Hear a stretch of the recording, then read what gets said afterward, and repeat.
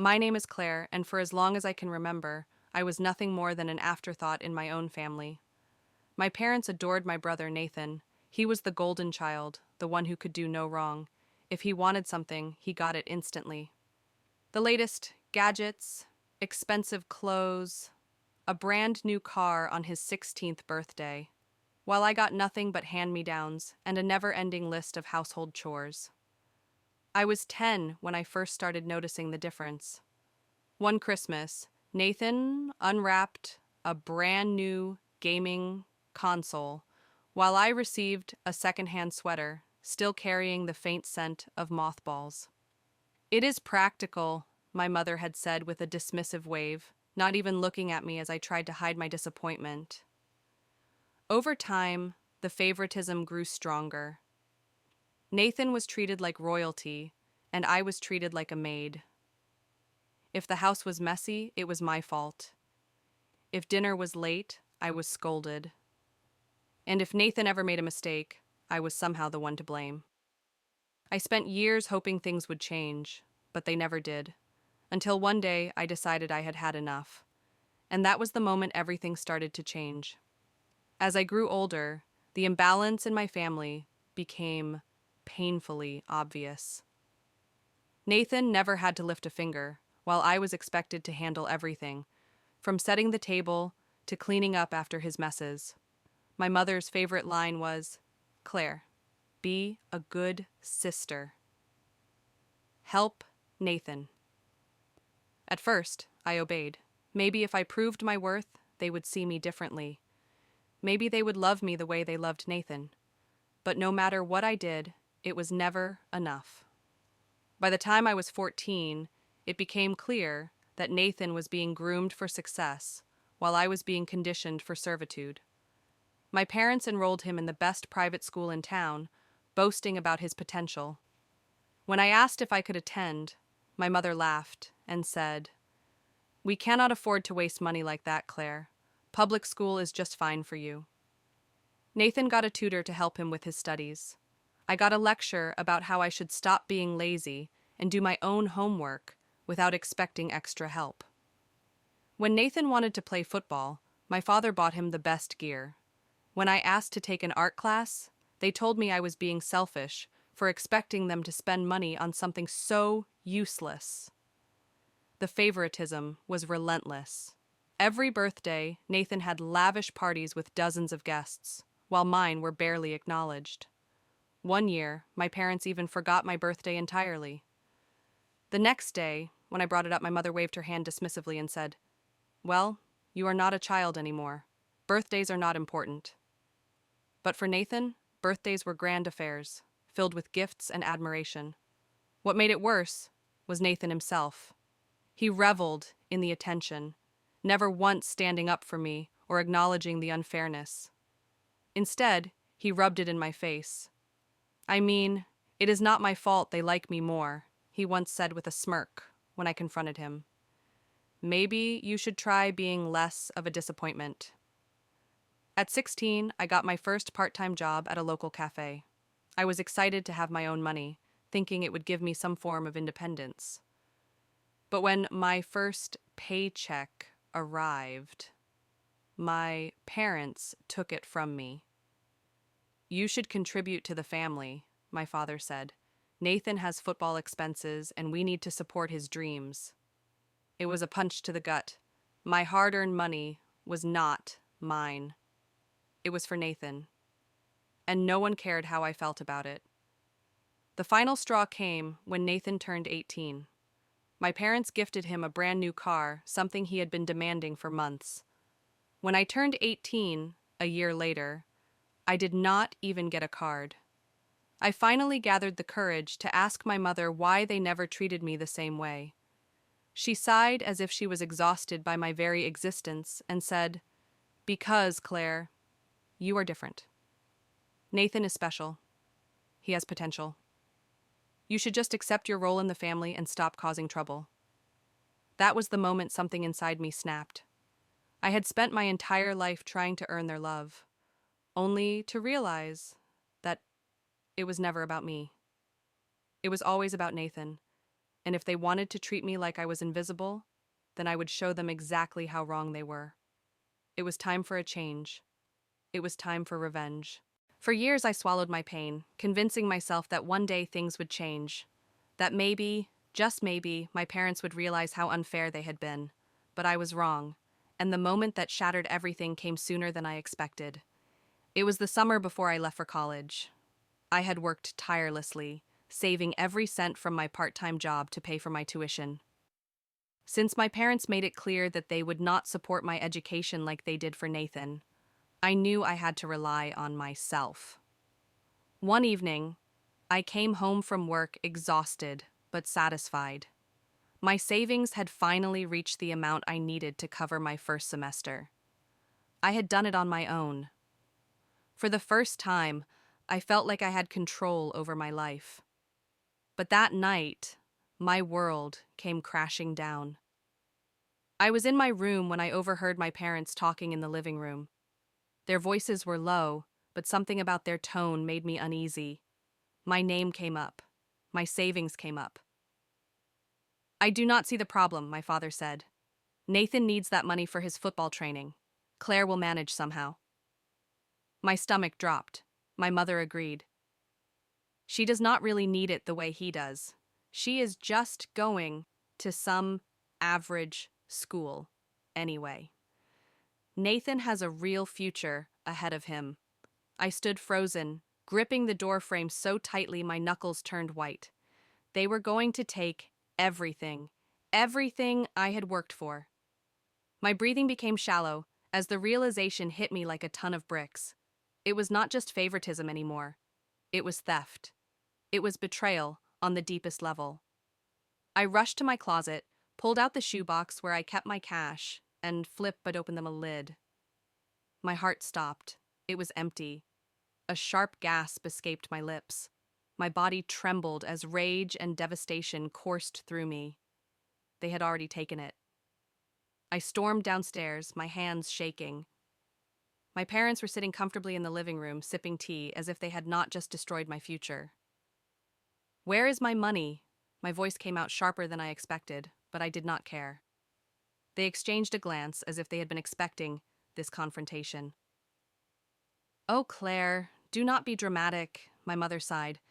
"We used it for Nathan's training camp. It is an investment in his future. You will figure something out." I felt like I had been punched in the gut.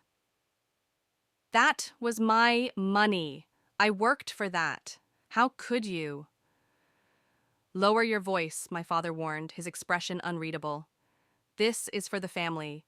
You should be grateful we have always taken care of you." "Taken care of me?" I let out a hollow laugh, my vision blurring with tears. "You have never cared about me. You only care about Nathan. I have done everything to make you see me, to make you love me, and this is what I get?" Nathan strolled into the room, then stretching his arms casually. "Oh, is she whining again?" He smirked, completely unbothered. "Thanks for the training camp, by the way. It is really going to help." Something inside me snapped. I had spent years letting them walk all over me, treating me like nothing. I had let them take from me without fighting back. But not this time. I turned to my parents, my voice dangerously calm. "I am done." My mother raised an eyebrow. "Done with what?" "With this family." My hands balled into fists. "I am done being your servant. I am done being invisible, and I swear you will regret this." My father rolled his eyes. "Stop being childish, Claire. You are overreacting." I did not respond. I just turned around, stormed up to my room, and locked the door. My mind raced. My body buzzed with adrenaline. They thought they had won. They thought I would just take this and move on. But they were wrong. This was the last time they would ever take anything from me. It was time to fight back. And I knew exactly how to do it. For the first time in my life, I did not cry. I did not plead. I did not beg for fairness. Instead, I sat down with my laptop and started planning. If my parents thought they could rob me and get away with it, they were about to learn just how wrong they were. I knew I could not just storm out and expect justice. I needed to be smart. I needed to play the long game. The first thing I did was check my bank account online, hoping that maybe some of my money was still there. But as I expected, it was wiped clean. Every last cent was gone. My parents must have taken it days ago. My chest tightened, but I took a deep breath. I would not let this break me. Then I did something I knew would make my mother furious.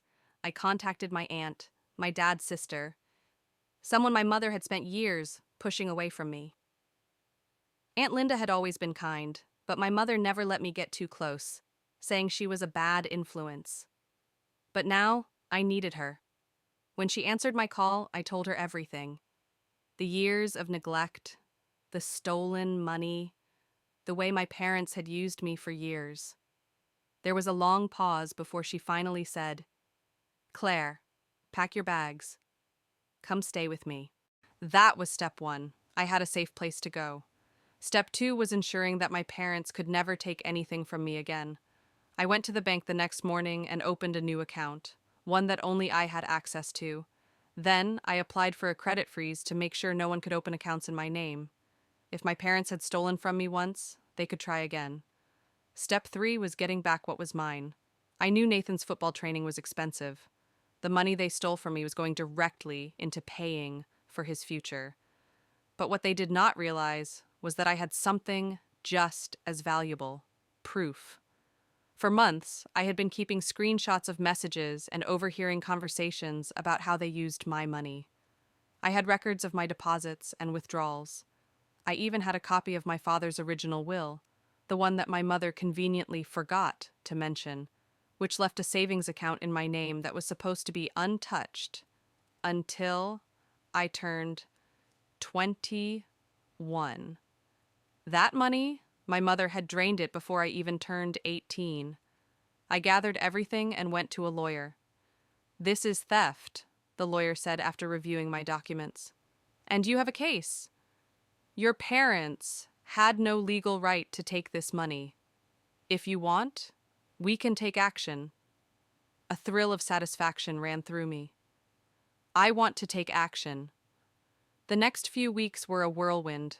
With Aunt Linda's help, I moved out, without telling my parents. I blocked them on my phone, cut off all contact, and waited for the lawsuit to hit them. And when it did, all hell broke loose.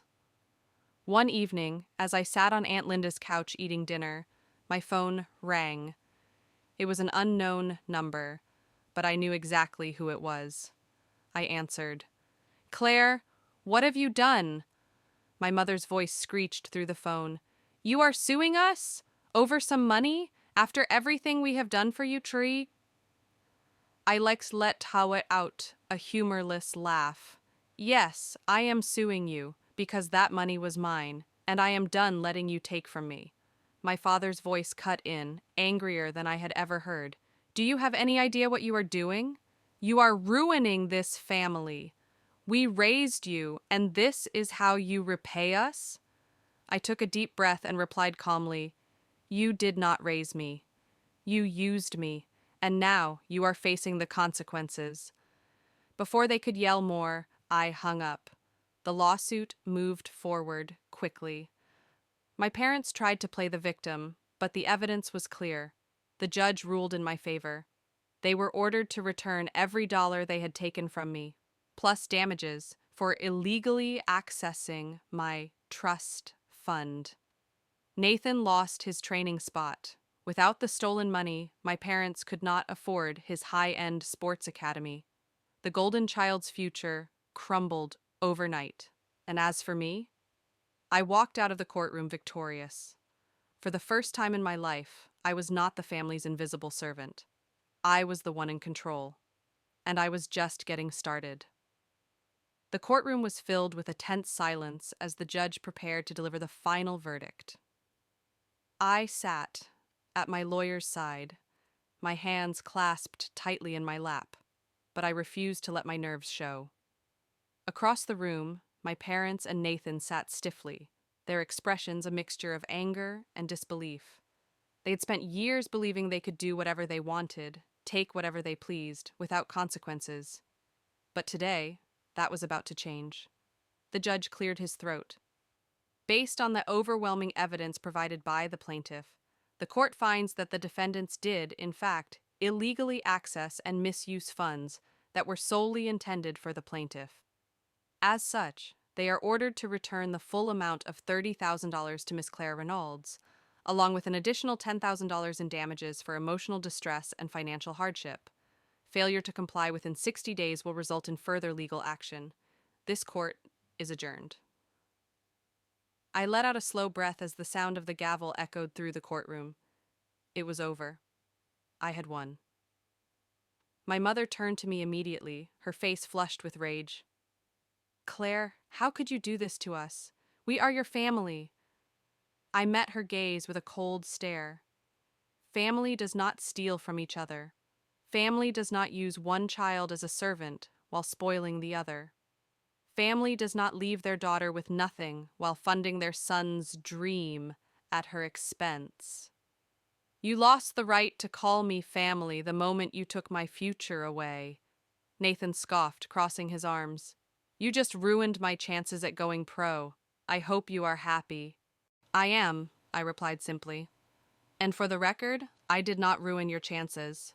You did that yourself when you let our parents steal from me to fund your dreams instead of working for them like I did. My father clenched his jaw, clearly holding back words he wanted to say, but knew would only make things worse. My mother, however, had no such restraint. You are going to regret this, Claire. When you need help one day, do not come running back to us. I gave her a small, almost pitying smile. I never ran to you for help before. Why would I start now?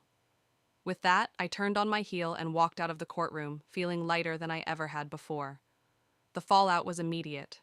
Without my money, Nathan could no longer attend his high-end football academy.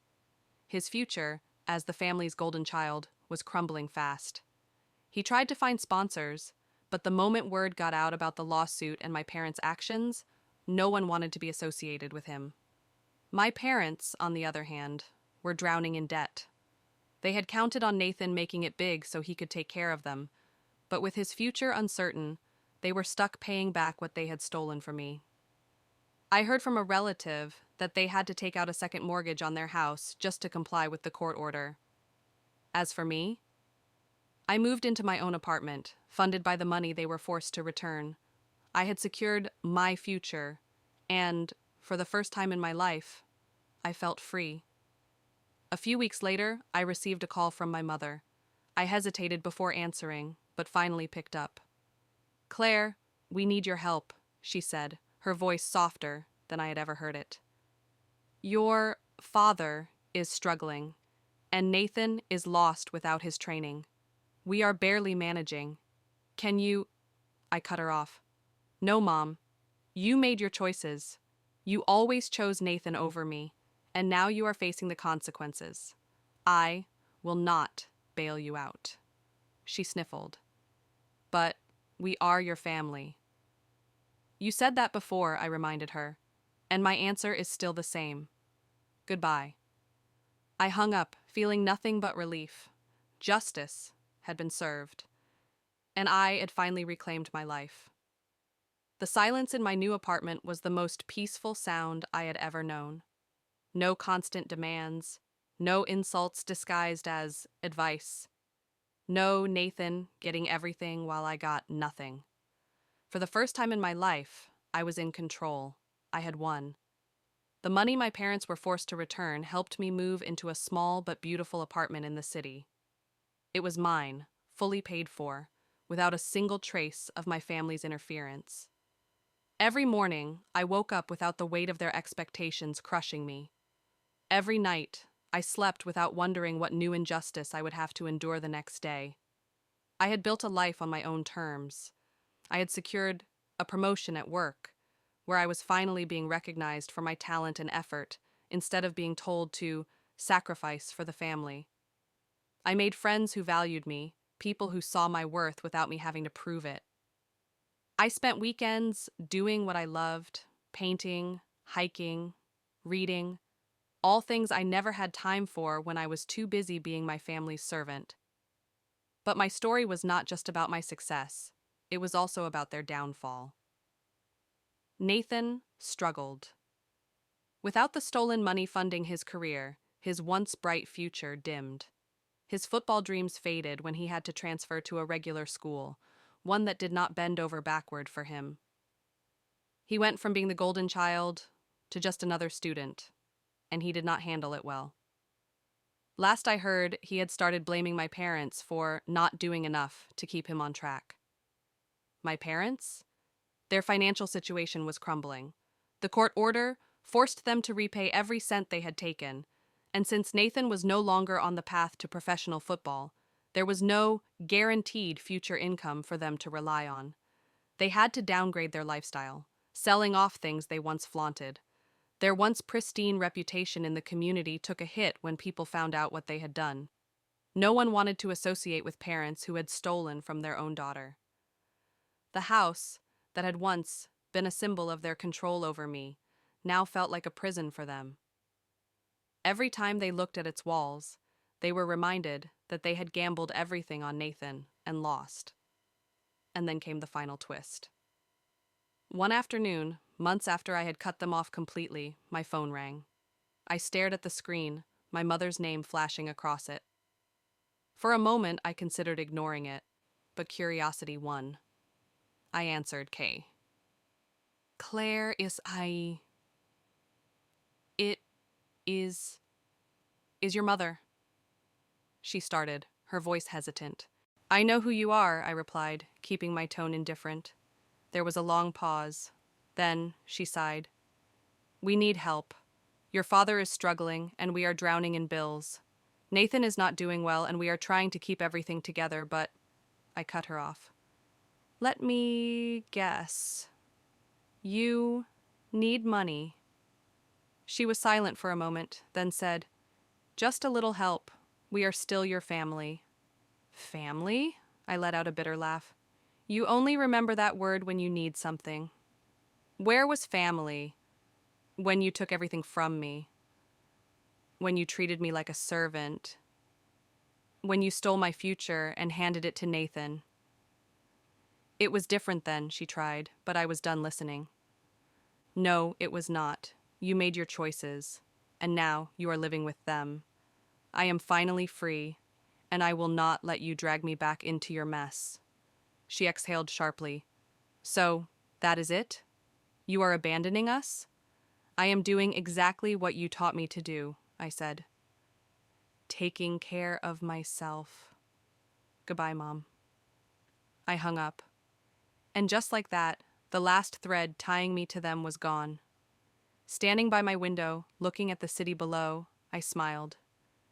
This was my life now, one where I mattered, where I was not an afterthought, where I made decisions based on what I wanted, not what someone else demanded. I had learned a hard lesson, but it was worth it. Never let anyone make you feel like you are less than you are. Never let them steal your future, and most importantly, never be afraid to take back what is yours. Justice had been served, and I had finally won.